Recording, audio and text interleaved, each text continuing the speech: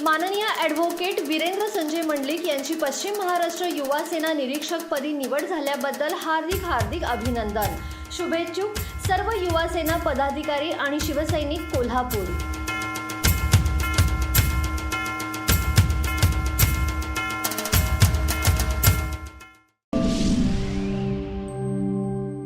दरवर्षीप्रमाणे यावर्षीही गगनबावडा तालुक्यामध्ये वादळी वाऱ्यासह जोरदार पावसाने थैमान घातले। यावेळी गेल्या 8 ते 10 दिवसांमध्ये 198 तर कधी 160 मिलीमीटर पावसाची नोंद झाली।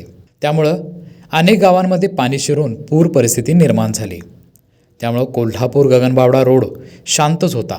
मात्र पावसाने उघडीप दिल्यानंतर नागरिकांची प्रापंचिक साहित्याच्या खरेदीसाठी साळवन बाजारपेठ गर्दीने फुललाय। तसेच बँकाही गर्दीने हाऊसफुल्ल झाल्यात।